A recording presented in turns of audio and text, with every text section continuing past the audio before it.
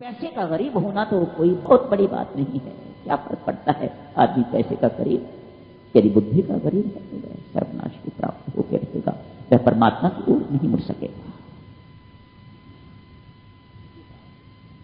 ये प्रायः इस प्रकार की बातचीत पूछी जाती है। चले गए हैं हनुमान जी महाराज अपने दल के साथ और लोग अपनी अपनी दिशा में चले गए हैं। सुंदरकांड का आरंभ होता है। सुंदरकांड का आरंभ आज जांबवान की प्रेरणा से होता है। आपने शब्द पढ़े, जांबवान प्रेरित करते हैं हनुमान जी महाराज को। क्या अभिप्राय है इसका? क्यों उन्हें अपना कर्तव्य पता नहीं, मुझे क्या करना है, क्या आवश्यकता है जांबवान की प्रेरणा? इसके पीछे एक छोटी सी कथा है भक्तजनों। आप जानते ही हैं, अहल्या एवं गौतम ऋषि की पुत्री है अंजना, जो हनुमान जी की मां अप्सरा। इनका विवाह तो हुआ है केसरी वानर के साथ, लेकिन अभी तक कोई संतान इत्यादि नहीं। विचरती है, अपना रूप परिवर्तित भी कर लेती है अंजना। अनेक सी विद्याएं इस प्रकार की जानती है। पहाड़ी पर विचर रही है, बहुत सुंदर, अति सुंदर। ऐसे लगा किसी ने मेरा दुपट्टा पकड़ा है, किसी ने मेरी साड़ी जो भी कुछ पहना हुआ होगा या पल्लू पकड़ा, और उस पल्लू पकड़ने वाले ने जोर से आलिंगन किया। कौन हो तुम? मेरे सतीत्व को भंग करने वाले, मेरे पतिव्रत धर्म को भंग करने वाले आप कौन हो? अदृश्य हैं, कहते हैं वायु, पवन। इसीलिए हनुमान जी महाराज को पवन पुत्र कहा जाता है। मैं पवन,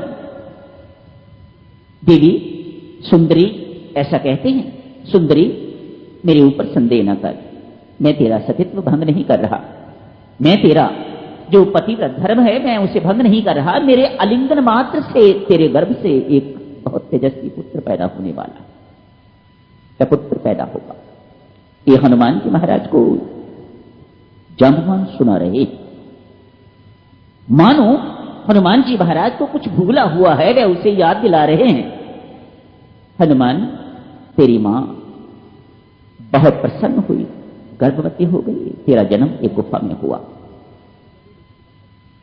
मैंने उसी वक्त, जांबवान कहते हैं, पवन ने, वायु ने उसी वक्त कहा कि मेरे जैसा तेजस्वी होगा, मेरे जैसा नवमंडल में भी उड़ने वाला होगा और जल में भी तैरने वाला होगा, इत्यादि इत्यादि, बड़ा भारी तेजस्वी होगा, ओजस्वी होगा। ऐसी बातें उस वक्त वायु महाराज ने कही। तेरा जन्म हुआ, मां बहुत प्रसन्न हो, अंजना बहुत प्रसन्न। बालकाल में ही तुम बड़े तेजस्वी, बड़े शरारती, बड़े इस प्रकार के थे, बड़े शक्तिशाली। लपक पड़े सूर्य पर, उसे पकड़ने के लिए इंद्र देवता ने आप पर प्रहार किया, आप नीचे गिर पड़े। आप नीचे गिरने से आपकी हनु टेढ़ी हो गई, इसलिए नाम पड़ गया आपका हनुमान।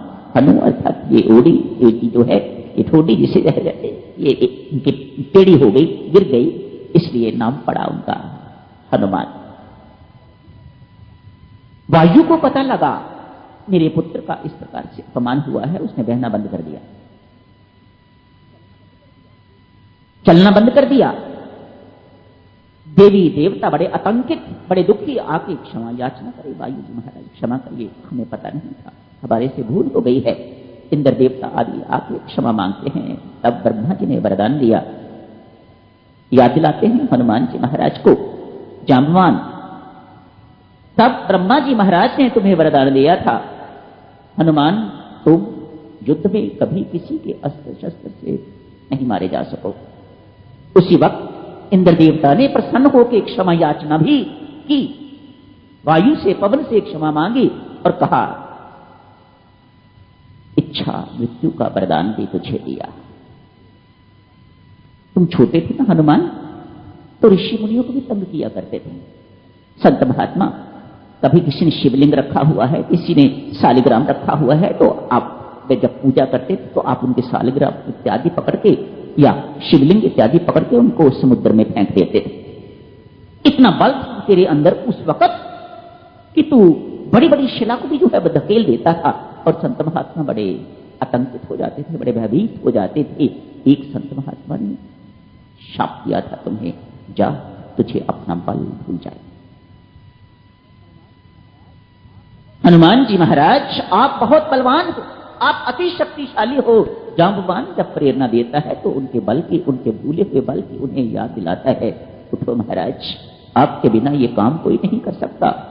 हम वानरों का संताप जो है वह मिटाइएगा, हमारी दुविधा दया कीजिएगा, हमारे ऊपर कृपा कीजिएगा, हमारे ऊपर, और जाइएगा मातेश्वरी सीता की खोज के लिए।